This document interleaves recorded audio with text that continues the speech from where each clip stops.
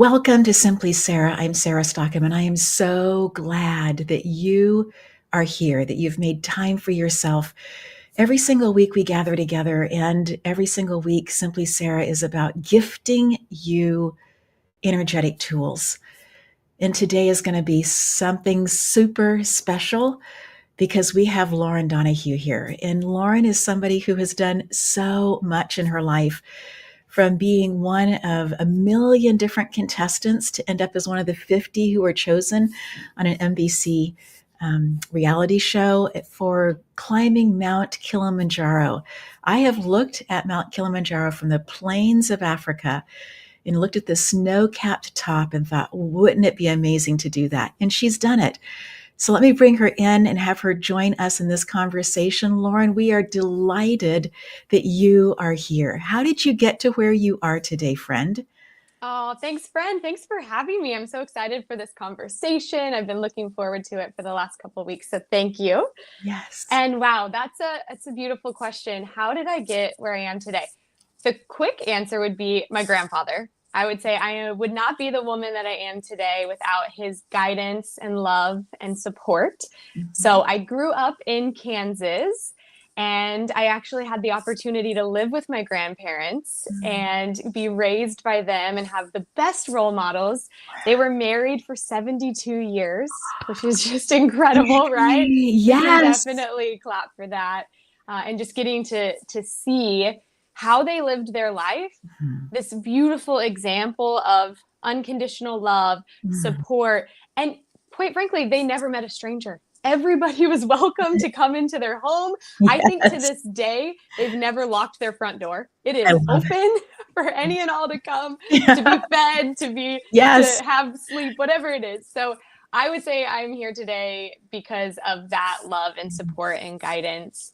And yeah, I just always have to give credit to him. Oh, that's so incredible. So my grandparents lived on a farm in Nebraska, not far from Kansas. Right. So were your grandparents also on the farm, or were they more in the city? So we were not on a farm, but our neighbors had a farm. So we were right there in it. We were right outside of the city, but a very, very small town that for the longest time, my grandpa had me convinced that it was the center of the United States because my town was called Valley Center. So I would always tell people this fun fact: I'm from the center of the United States. Yes. But I found out it's actually a church somewhere a little bit further, I think, south of where we were from. And I saw that on a Super Bowl commercial of all things. So Of I need to all fact things. check it. I'm not really 100% sure. Yeah. But yes, very, very small town. And we just lived outside of the main town. Oh, so incredible. And I know that my grandparents have still to this day huge influence on my life. All of them are gone, but still that what they instilled in us as kids and getting to spend summers and holidays with them were just so remarkable between Tennessee and Nebraska, just getting to see so much of the inside of America, right? So Yes, one of the yes. things that has just so been exciting in our conversations is what you are doing right now. So what is it that you want to share, what you'd like to share about what your current passions are? Yeah, I think, something that I really love and really my why and purpose, reason for being, my grandpa always used to say, "What's your raison d'etre?" And I'm like, what is that? What language is that? Yeah. How do you spell that? But it means reason for being in French. And I finally came to the conclusion because for so long I thought, well, God forgot about me because I didn't end up a professional athlete or professional musician. So why am I here? Right. But he told me that I'm here to facilitate relationships so that we can live in a more connected world. So every single day, I get to live out that purpose. I get to actually reach my full potential every single day when I'm connecting people. So most of my friends, people that know me, call me the human connector. I love bringing people together, creating spaces, safe spaces for people where they know they belong, and then they can meet and connect with other people. And the way that I do that now, and I have been doing for the last decade, is facilitating events and retreats. So I bring people together in these safe spaces, these intimate spaces all over the world, Yes. and we connect. We do breath work, we do meditation, we go for amazing hikes, we have mindset workshops, we have a chef, so we fuel you with the best possible food.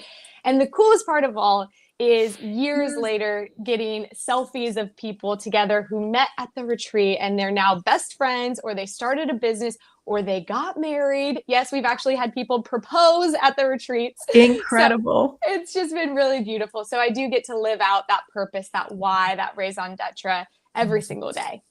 And I so appreciate that.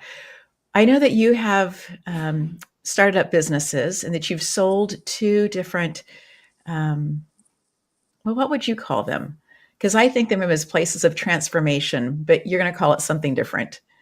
Yeah, so those in particular were a part of a gym franchise. So I bought into the franchise, opened a couple studios of my own, and then I also helped some friends who were also going into the business open theirs. So it was really cool because, again, facilitating relationships, having a space for people to, yes, transform their bodies, transform Yes. their minds, their souls. Yes. Yeah, and then have this connection. I think that's what I love so much about those communities too. Are the members became best friends. They all lived within walking distance, and they would come to the same Beautiful. workouts together and then meet up for coffee afterwards. So I was even with a brick and mortar space, different than obviously the retreats that are moving around all over, it was Right. still the same concept of bringing people together for connection.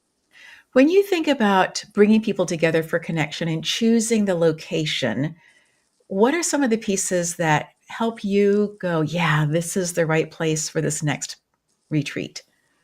Yeah, so I'm somebody who loves to travel. I feel like I have just that adventurous spirit.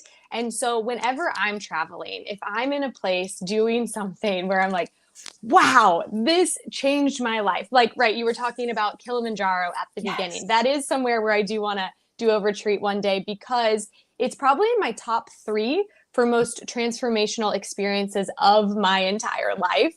And Wow. why wouldn't I want other people to come get the opportunity to experience something like that too, Yes. right? So Yes. that's usually what happens is I go and have an experience. I'm transformed from the inside out, and then I'm like, I want to bring people here to this space. So it typically has some sort of spiritual component. I love to do retreats in Sedona because I just Mhm. feel like it's this beautiful portal vortex that as soon as you drive in, you're Yes. already changed. You actually don't have to do anything at all. So All, true. everything's just a bonus after that. Yes. But that's so beautiful. And actually, this year coming up in May, we're going to go to Spain and we're walking the Camino de Santiago. Yes. And that's something that I'm so excited about because it's more of a moving retreat. We're walking every single day and changing locations every single day, which is kind of unique for a retreat because you usually arrive to one location and stay there for 5 to 7 days. Yes. So to be able to move through to different places, just that movement is transformational. It But is. then to do it in community and do it in union and kind of move as a collective through that is going to be really beautiful too. How many days do you guys plan? Are you anticipating being on the way? Yeah, so it'll be about 5 days of actually walking. So typically, the whole Camino is 800 kilometers, 500 miles. A Yes. lot of people do it solo and they go for 6 weeks and they really don't have a huge plan. They don't really know where they're staying each night. They just find a hostel and park it in and then keep Yes. on the way. But for this one, for this retreat, we are a little bougie. And because it's a retreat, we still want people to sleep well because those are the components: movement, nutrition, sleep. Sleep. That's what we really focus on for our retreats. So we are going to be staying at, well, actually, one of the places is a 300-year-old historic castle building, but very nicely done inside. Yes. We have some Airbnbs and nice hotels. So we Excellent. will be resting well at night after our days of walking. Yes. I absolutely love that. And one of the symbols for the Camino de Santiago is the shell, right? Yeah. And a seashell. And so that was one of the things that shows. So, and you don't need language to know that you're Mm-hmm. still on the direction. If it gives you the direction, then shows you that particular shell. And I also love that I haven't been on the Camino yet, but a dear friend of mine walked it and then came back to Southern California. And we had a beautiful Saturday where people set up different little places like you would have on the Camino, right? Uh-huh. Offering different kinds of things so that people who were walking, doing the several miles through the gardens could enjoy having these places to stop and have conversations with somebody different or just choose to be completely by themselves and quiet, right? Yeah. Um, I love that. And that's something that we're going to integrate into our experience as well. On a few of the days, there'll be portions where we're going to ask people to walk in silence, walk solo, and just have that experience for themselves and see what comes up, because when it comes up, it's ready to come out. And then we'll have days where we walk together. We'll have days where we actually have some meditations prepared. So you'll put headphones on and you'll listen to that as you walk the way. So yeah. each step of the way is going to have a different piece that's going to help people really rewrite their stories, walk themselves back home, move through some grief. For myself personally, I'm still moving through grief from losing my grandfather. So I'll be taking his ashes and a photo and stopping at the grief Yes. tower along the way. So I Yes. know for some people, they're going to be moving through that. Some people, it's really for themselves. They're walking for themselves. And so it's really cool just to see all the different reasons why people are walking, Yes. and they're all very different, but then there is a collective through line as well. Yes. Lauren, I so appreciate that you are thinking about the ancient piece of this, the transformation that happens on pilgrimage, Yeah. but you're Yeah. also recognizing that there are pieces about who we are today and how we interact in the world. So using technology, right? Having things already recorded and kind of working through some of those pieces of what does it look like if somebody were going to be on a retreat and staying in a place for several days, right? Going to Sedona, let's say, Yeah, and exactly. having that. And so taking those aspects and components and then putting it into this ancient process of walking. What got you thinking about pilgrimages and journeying? Right. I think this all probably ties back to 2014. I had the opportunity to live in a cave for 60 days, Yes. 60, 2 months, Yes. unplugged from everything. I started to think about outlets in life and what outlets are we literally and figuratively plugging into every single day of our lives to quote unquote survive. We think we need these things to survive. If you could see the rest of my room right now, you would see I have 3 fans plugged in. I use some for noise, some for the air. Yes. I have my phone plugged in to chat with you, computer for Yes. work, red Yes. lights, curling irons, right? So many Yes. things that bring us comfort and help us get through our days. But for Yes. 60 days, we had goose egg, no outlets. We were Yes. plugging into nothing. And then I started thinking about what else do we plug into in our lives? It could be retail therapy, relationship after relationship. It could be alcohol. It could be drugs, all these different things that people might plug into to Mhm. bring temporary pleasure but not a long-term gain. So Yes. I really started thinking after this experience about the idea of unplugging, the power of unplugging, that we actually can survive without outlets and we can focus more on our outlook in life than Yes. the outlets. And Yes. so when I came out of that experience, I was going for a run and I was thinking about how can I help people unplug every day without going to Mhm. live in a cave, right? Or without going to hike Kilimanjaro, because that was Yes. 6 weeks in Africa with no phone. And that was Mhm. after the experience too. And so I thought, okay, every day when people wake up, before they plug back into the world and into the noise and chaos and everything that's going to be waiting for them, what if they unplugged from that, plugged into their source, internal source, and took a little time for themselves? And I Mm. use the word unplugged because my grandpa would always do this. He would come up with different acronyms or he would have a word and there'd be something that goes along with all of it. So I created a 9-step process or practice using the word unplugged that people Cool. can go through Yes. every morning. Ditch your device, plug into yourself, and it includes some breath work and nourishing your body, some prayer, some play, exercise, setting some intentions and declarations. And you can do all this in less than 10 minutes, or you Right. can take 2 hours. It's totally Yes. up to you. But I Yes. started teaching that practice, and that has really led me into doing all of these different things and creating all of these different experiences through retreats for about Yes. 7 of the years. They were all called Unplugged. you could not be on your phone the whole time. Love it. So it was airplane mode, and people would come and be fully transformed because a Yes. lot of the people hadn't been off their phone for 24 hours. So to Right. come for 4 or 5 days and not be on their phone at all, it was Yes. just like they were reborn, and they would leave that retreat and not be so attached to, oh, my phone's dying, let me plug it in right away. It's like, let it die, let it go, and actually leave the house without your phone and go meet up with some friends and, do what you say you're going to do and show up on time. You don't have to text them and tell them you're going to be late. So that's really what led it into creating all of these different types of experiences like Kilimanjaro. We've done lots of really cool things. And I think with the way too, it's going to be more of an unplugged experience. And with the listening to the meditation with the headphones, it'll be something that's downloaded ahead of time and our phones will stay in airplane mode. So we'll Yes. just plug in to listen to that as we are guided along the way. But it really will be more of an unplugged experience. Oh, that is so beautiful. Growing up in Africa, we had, and obviously um, there weren't cell phones, right? And that kind of thing. Our connection with the world was every morning at 7 a.m., exactly at 7 a.m. I'm calling another station. There was kind of this round robin that would happen, and everybody just saying, yep, we're up and we're good and everybody's fine, kind of a thing, right? That was the check-in.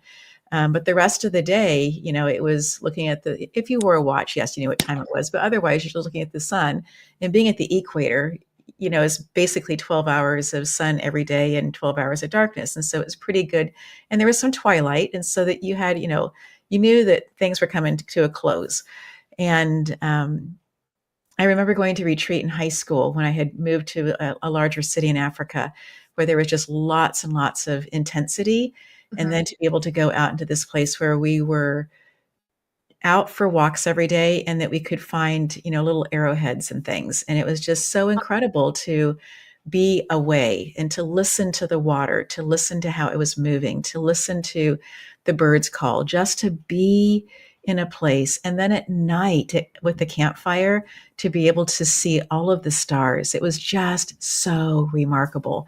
So I Yeah. love that you are creating these experiences for people to be able to say, yep, I want to go to Spain. Yes, I want to do part of the way. Yes, I want to unplug in a way that is meaningful and that Mm-hmm. fits in my life now so that I can be transformed then to come back and look at things in a different way. And that's actually how you and I met, is because a previous guest, a friend of mine, Melanie Torres, is going to be with you, going, and it's just so exciting. And her exuberance about getting to do this was palpable, and then also just so easy to grab onto, right?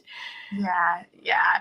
I feel that so much. She's so beautiful. I am so happy to be connected and so happy that she's coming on the way with us. And also, you really took me back to Africa when you were explaining all of that, because outside of Kilimanjaro, we spent, 5 other weeks there. And one of my favorite memories of being present was just sitting around a fire. There was a wide open field, Yes. and my friend, we were reading books and sipping tea. And Yes. I just felt my nervous system was so regulated. I was so Yes. happy. There wasn't a care in the world. It was the simple life. And I feel like, how can we bring that into our life every single day, again, without having to go to Africa to do Right. it? Although I highly recommend everyone go to Africa once in your life. Yes. But yeah, just to like take that moment to unplug, to disconnect, to reconnect back with our true selves. But grab Yes. some tea, grab a book, go outside, get grounded, take your shoes off, and just be where Yes. your feet are. Yes. Oh, that's so, so beautiful. As you were thinking about the people who have highly impacted you, your grandparents being some of those people, were there people in your life who were entrepreneurs and who enjoyed journeying or adventuring the world? Who were the people who were ahead of you that were saying, giving you permission without giving you permission, if that makes sense?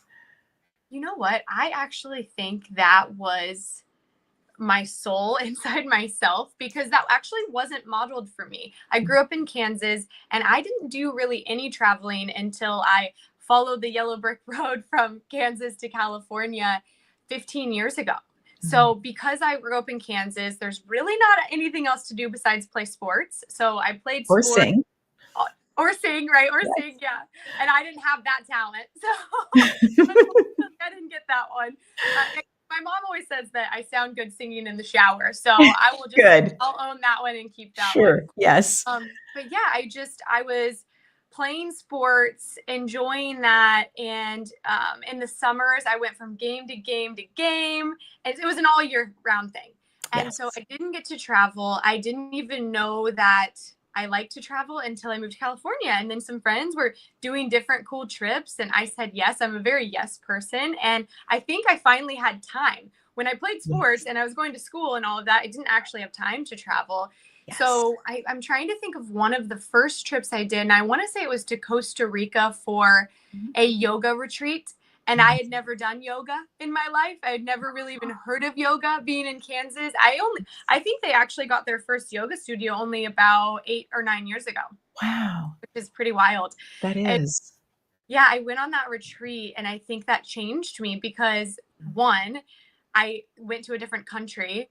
Two, I experienced yoga for the first time and Yes. really connecting with my breath. I remember laying outside, we were doing the yoga outside, and somehow there was like this wind blowing over me, and I became one with my breath, and I felt so present and connected. And in that moment, I changed. So I realized that in a moment, we really can transform. And so I Yes. think that was one of my first trips. And then I was addicted. I'm like, where can I go next? And Yes. I always wanted to do really cool, adventurous things. So I think, again, it was this adventurous spirit, not necessarily something that was modeled or that I saw from a mentor, but Yes. I just craved it. And it was really exciting for me. And it could have been, switching from sports and that competitive, like, excitement, adrenaline or whatever. And I'm like, now let me go skydiving and bungee jumping and hike crazy mountains and fly across the world.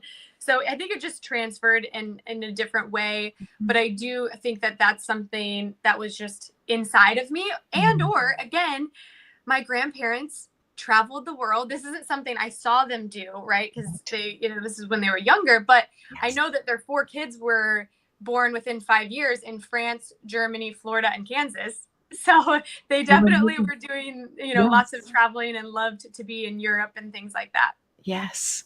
Incredible. We're going to take a brief break here, but when we come back, I want you to talk about the coffee company that you have just started. We'll Yeah, be right back. sounds.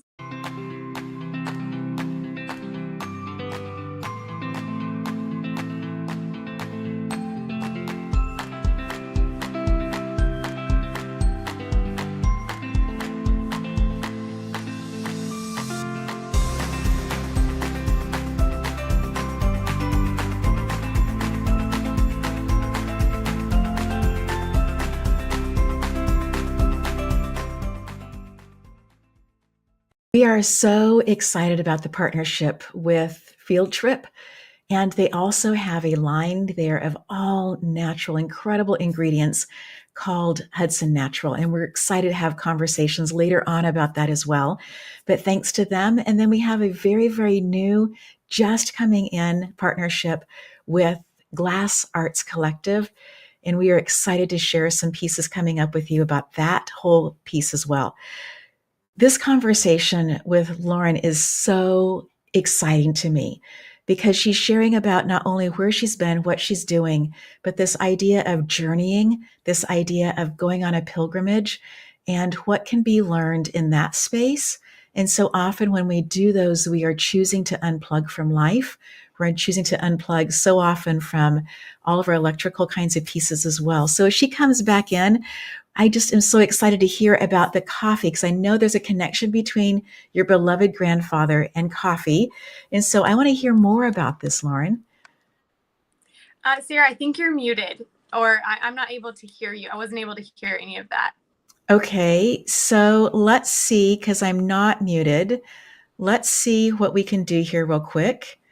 And let Yeah, me I'm do still one not thing. able to hear you. And then now, can you hear me? I could hear you for a moment and then it went away again. Then it went away again. Let's try this. Can you hear me now? Does that work? You still can't. Okay. No. So let me do this because people are listening in and part of this conversation. I'm going to come over to live chat and let's see if you happen. Oh, you're on your phone. So we've had some technical pieces taking place here. And I know how to do this. Tell us about about your coffee. I'm going to show this, and then you're going to be able to tell us. Ready? Here we go. Are you able to hear me? I am. Yes. Yes, you can hear me. I can. Yes. Okay. And you said something about So coffee. coffee. Yes. So let me Do do you want to try to this. if when you left and came back, I could hear you for a second. We come to here. Can you hear me now? I can hear you. Beautiful. I'm so Okay. glad. Tell us about the coffee. I'm super excited to hear about it.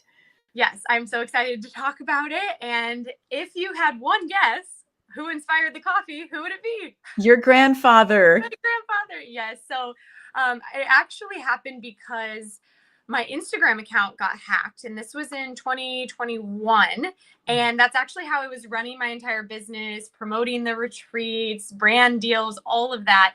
And what was so interesting is when I woke up and found this out that it was hacked, I had a peace about me. And that doesn't always happen in those cases, because here's the thing. If I don't, post for the brands, I'm not getting paid. So there probably should have been some stress, but I honestly felt so much peace. And I feel like when that happens, I'm like, God is probably guiding me in a different direction right now. So Yes. I want to listen to that. So I went and did my unplugged morning, which we talked a little bit about.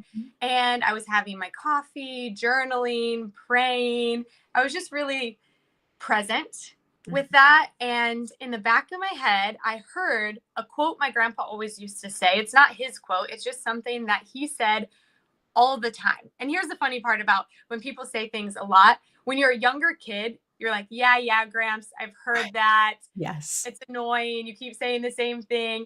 But repetition gets results. And my grandpa knew that. So he just kept saying it anyways. And what he would say is, the cream always rises to the top. Yes. And one time I asked my grandpa, what do you mean by that? The cream always rises to the top. And he's like, sit down, here we go. And he said, sometimes people get to the top really quickly and they deserved it.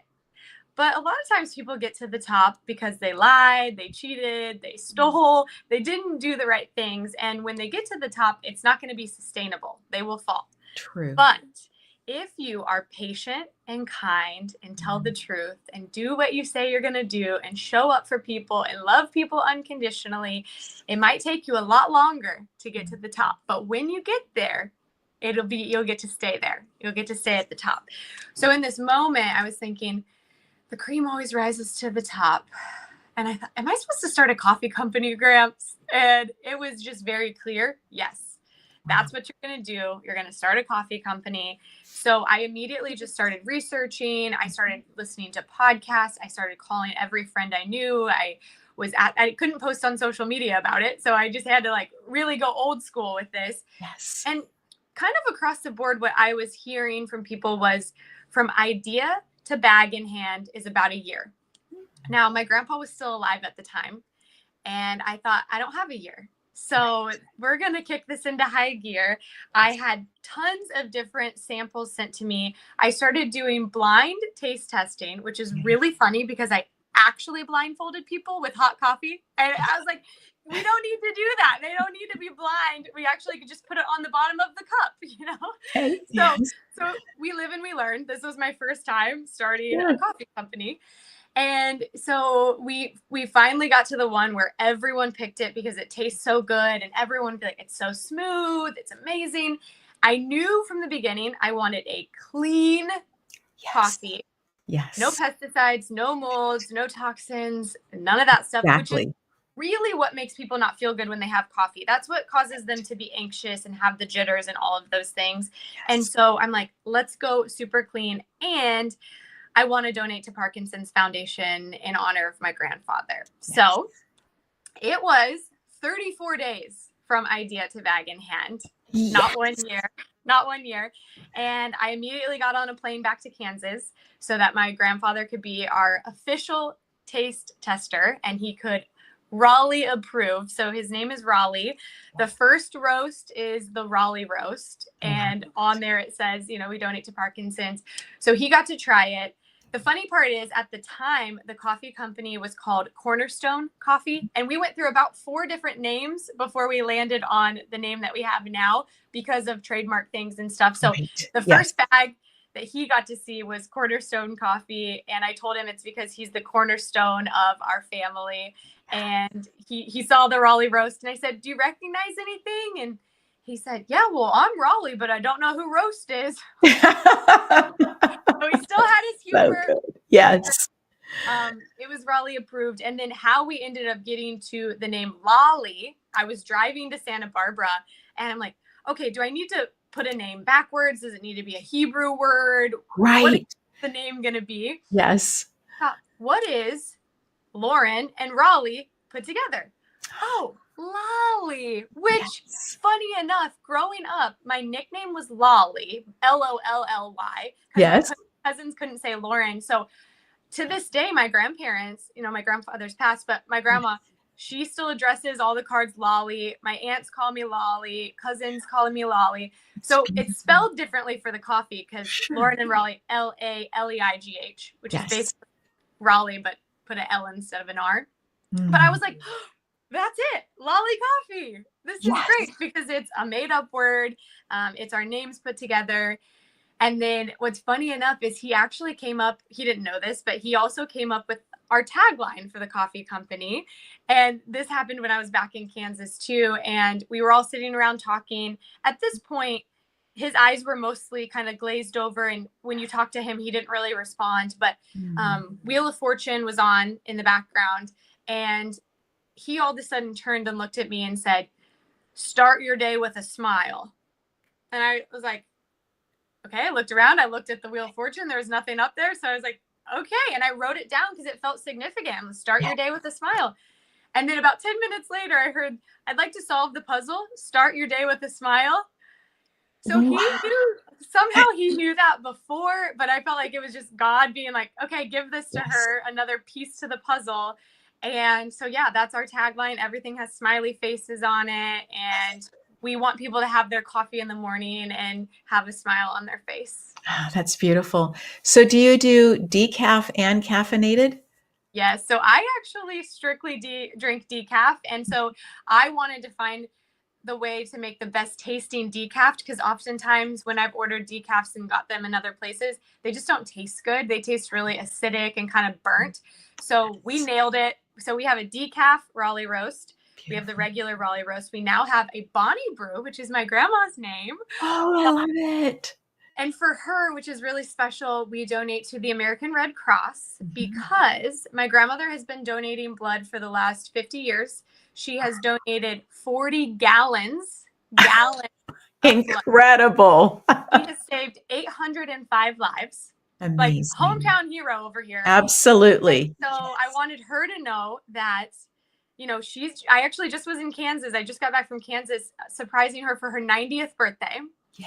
And I wanted her to know that you don't have to keep giving your blood. It's okay. We're going to donate on your behalf. But it was just really special. So we do have that. We also have a Pink Power. We donate to breast cancer awareness. And and then we have an instant coffee as well. Amazing. I'm so excited about the pieces that you are doing and how you are moving from one idea and one concept and yet taking all of those pieces with you to the next thing that you choose to start and going from a year down to 34 days. That's remarkable. Nicely done. Yeah, that was a God thing for sure. If you were to give somebody advice who was looking to start their own business, and they really haven't started one before, what advice would you give them? Just start. I think that's the thing is you think you need to know and have all the pieces to the puzzle to actually begin. You need one piece to the puzzle to start putting a puzzle together. And I think if I let fear paralyze me and the thought of I need all the pieces, I need to figure them all out and bring them all together before I even put one down, I would never start anything. So mostly everything I've ever started in my life, I didn't know how to do it.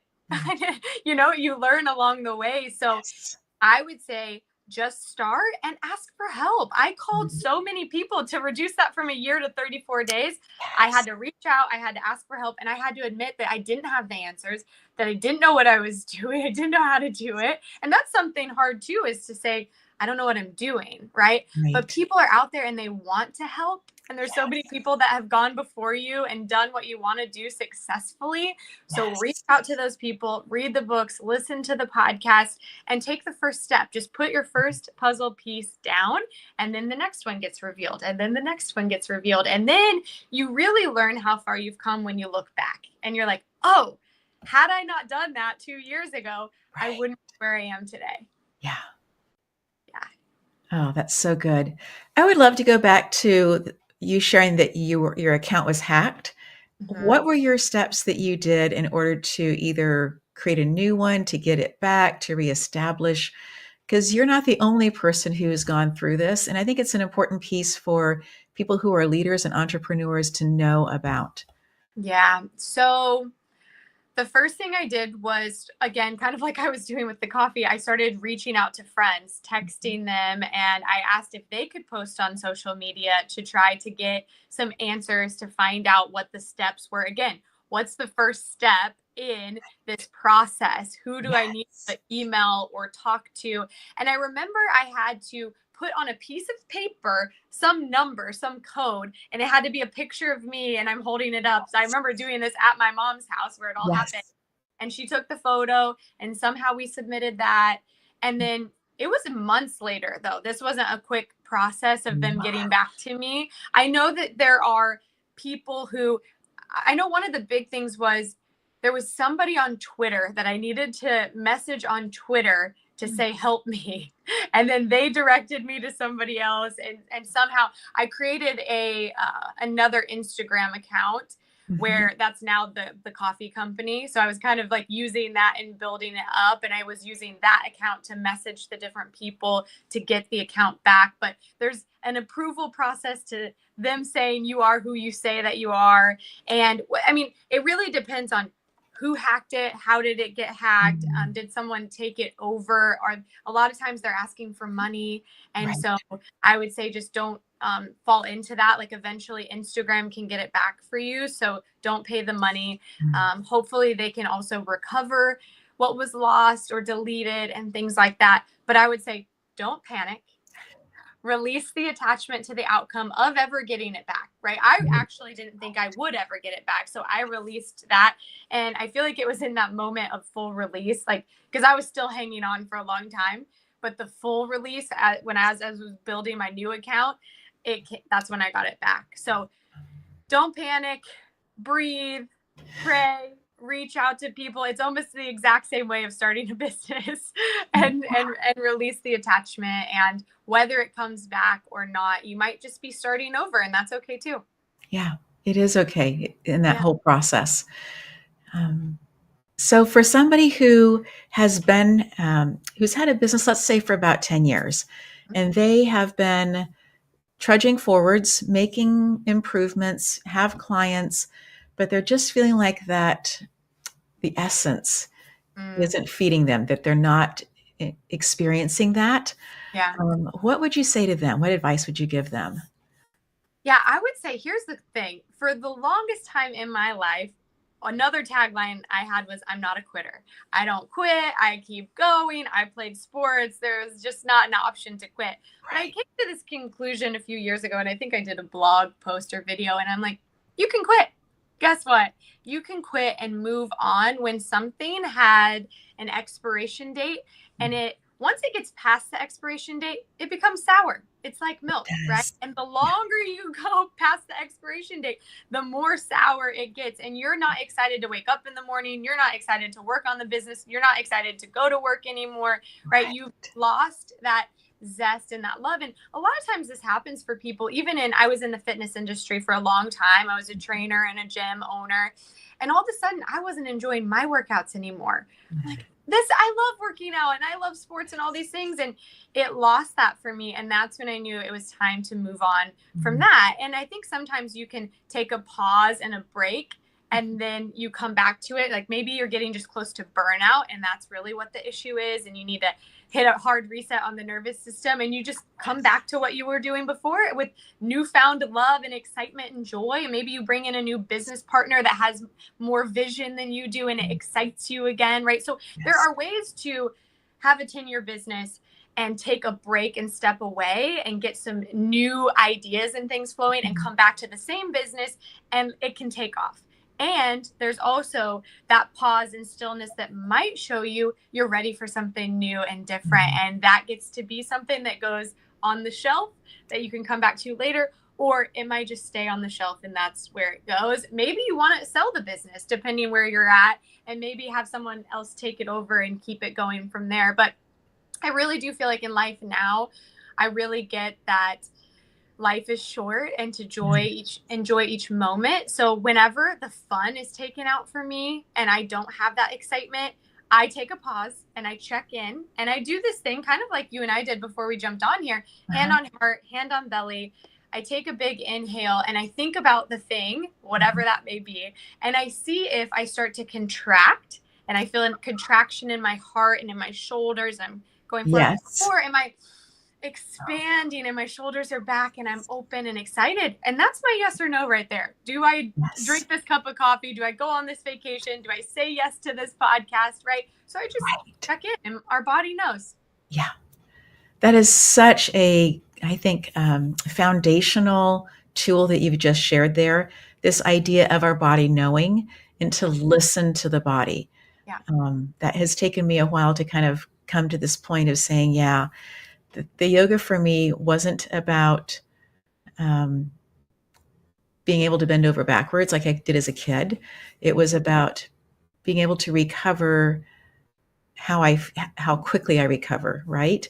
And Right. also being able to stretch. And Mm-hmm. I remember being in college and had the opportunity for PE to take a class for dance. Now, I had done African dancing with the African drums, but the whole idea of having a bar and doing the whole thing, nothing, right? Yet in our class, and this was in Indiana, we had football players from the football team who were coming in also because Wow. it helped them have better balance. It helped them to stretch better. So here all of us were, and it was a class of us. Definitely it was not the top, people taking the class. It was people who were just wanting to come in and learn. But I'm surprised from that standpoint that it hadn't gotten to Kansas earlier than 7 or 8 years ago, right? Just Yeah. because of how all physical therapy is based on these ancient yogic stretches. Yeah. And so it's just incredible. I love how it feels to stretch, and I love what you're saying about listen to your body, and if it's constricting, know that that is your body reacting to some type of stimuli. And figure out the stimuli, and you'll know what you're saying. Thank you, but this isn't the time for it. Yeah. And I love that, just like the practice of doing it with something simple, like, do I want to have this cup of coffee or not? Just to like check in with your body and see, like, Yes. which one is a yes, check which one is a no. And then you can move that into the bigger decisions, like, should Yes. I keep moving on with this business, or should I, Right. do you know? Yeah.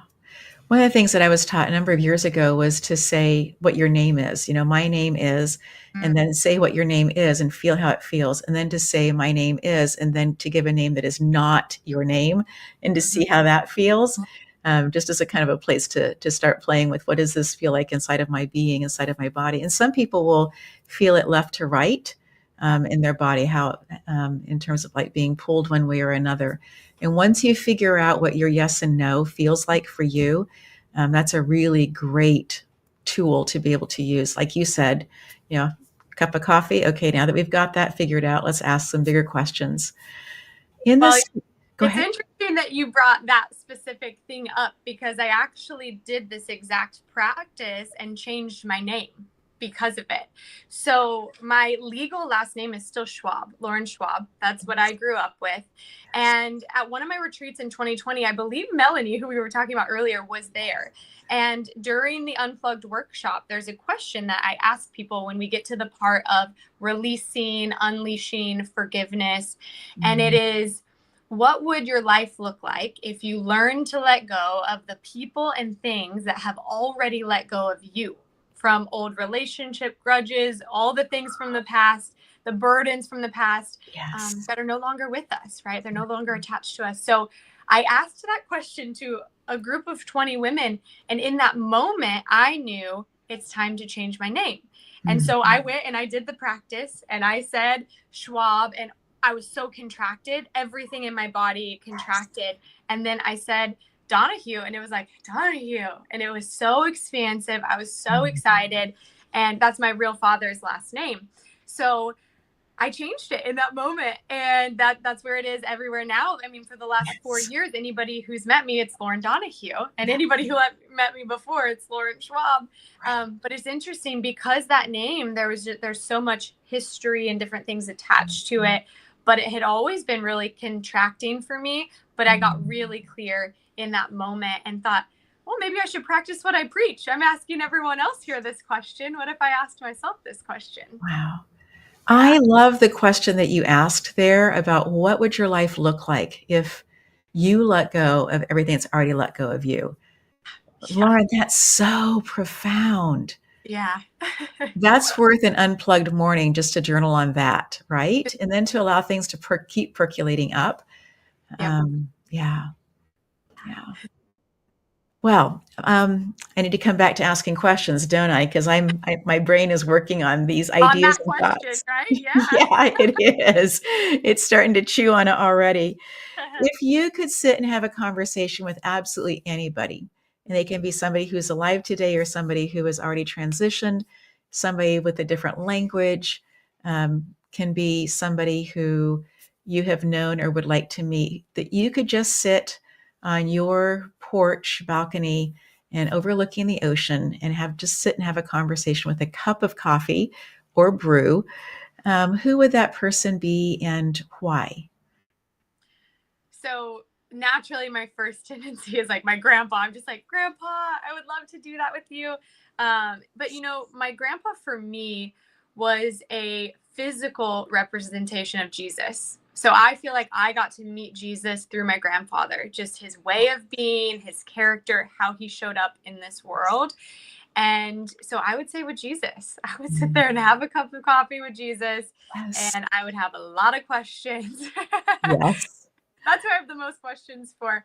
And yeah, about my purpose and why I'm here. And am I on the right track? Am I doing things the way that Jesus would want? And am I living my life in such a way that when people meet me, they feel like they get to meet Jesus? Yes. That they feel that warm comfort and the welcome home. You've always had a way to come home. And Lauren, absolutely, the first time I met you and had a conversation with you, I felt like I was home. It was just so easy. And I adore that that you continue to ask this question, but also that you allow yourself to be a servant leader, a servant entrepreneur, and that you are looking for people that you can be connecting with, Yeah. and that you are so aware that the differences between us are less than 1% when it comes to really who we are as human beings, right? Yeah. We It is. share this planet. Yeah. Yeah. Yeah. That's so beautiful. I feel that too. And, communicating with you that you also feel like home. And I think that the best compliments we can ever get, you know, at least in my experience, are people that have known me for a long time Yes. and they'll find out, oh, you're a Christian? I never would have thought that because you don't judge me and you're like warm and welcoming. And, Right. I would never, and I'm like, Yes. that's actually wonderful because that is what being a Christian is, and walking with Jesus. Yes. It's not judging you, Right. allowing you to be who you are, come as you are, Yes. all parts All the welcome, time. and that you have a Yes. seat at the table. Yes. Yes. Yeah. Jesus was very strategic in who he chose to spend his time with, right? And um, the people of that day that he chose, from all the accounts that we read about his life, were people who were very, very ordinary, people who were doing life, people who were using their hands, Yeah. people who were looking for a different way. Yeah. And he wasn't dining with kings and queens and sitting at the high priest table and that kind of thing. He was making decisions about who he could actually have conversations with that would people who were looking for something different. And I think that's so remarkable. The different way that people then came back and treated him, Mary coming with that beautiful alabaster jar and just breaking the whole thing and putting it over his feet. And other people would say, wait, what are you doing? I mean, this is not the place or the time. This is not how we do this. Take it Yeah. and sell it, and you Yeah. would have money for a year for the poor, right? And Jesus's response was, I hear what you're saying, and that's looking through human eyes. But if you look at this spiritual way of what she's doing, there's this whole other thing of how she's blessing what's coming ahead, that she's opening up this space um, in a beautiful way. So, yeah, I really Yeah. appreciate that. Dear friend, is there anything else that you would like to reiterate before we close up shop today? I think what maybe is coming through my grandpa for everyone that's listening, watching, or maybe later is to keep going. Like you might feel like right now stuck, like you're stuck in mud and you don't know the next step and you don't know the next puzzle piece, but to stay in motion because that motion will create momentum for you and will bring the right people into your life. You never know if you're 1 hour, 24 hours away from a call, a text, an email, meeting someone, just a new opportunity. So just Yes. keep going and keep moving forward, and you'll eventually get to whatever that destination is that you're looking for on your journey. Yes. Oh, that is absolutely so true. Lauren, thank you so much for sharing so many different concepts and ideas with us today and so many different tools.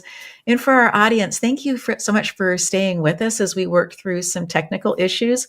We had a few before we got on, and I have to tell you, Lauren is a cool cucumber in that she was able to move from her laptop to her phone very effortlessly and then went and got all the other pieces that she needed because she was changing her setup. And she's done interviews, so many different ones, right? But for this to happen today, and then for us to have the sound part in the middle of it, I just really appreciate you living what you teach, which is be present and breathe through it and keep looking for solutions. And you are all of that. And I so appreciate it, friend. Oh, thank you so much for having me. It's an honor. I never take a conversation for granted because I really do believe that we're only one conversation away from a completely different life. So thank you for having this conversation with me. Absolutely. In this space of our conversation today, thank you so much, audience, for being here and listening to the very, very end. I want to share with you something because Lauren and I have both talked about our connection with Africa. I want to share something with you that is near and dear to my family. 3 generations have been highly impacted and involved in making a difference in people's lives through this particular organization. You considered how you can today directly impact the economic and social future of a third world African nation? Education Congo is doing amazing work in empowering the youth of Congo by strengthening higher education and providing scholarships. They are truly shaping the economic and social future of the country. Established in the 1950s, Université Protestant au Congo has 5 schools: law, theology, business, computer science, and most recently added a medical school to train doctors for the rural areas of Congo. With a student body of more than 8,000, over 55% are women. Numerous other universities are in formal collaboration with UPC, including Université Paris-Saclay, the Frankfurt School of Finance and Management, the University of North Carolina, Albert Einstein College of Medicine, and Songsil University in Seoul, South Korea. This is where you can join. With your support, you can directly impact the lives of these students and contribute to a stronger and more stable Congo. The scholarships provided by Education Congo make a significant difference in enabling students to pursue higher education and become the next generation of leaders, as has already been experienced. This educational investment is a 3-generational personal favorite in my family because of its effectiveness in raising women and men leaders who are positively impacting the economic and social future of DRC. Let's come together and make a lasting impact. Here's the QR code and a link so together we can create a brighter future. Education Congo is a U.S.-based 501c3 nonprofit devoted to a vision of a stronger and more stable Congo, accomplished through strengthening higher education.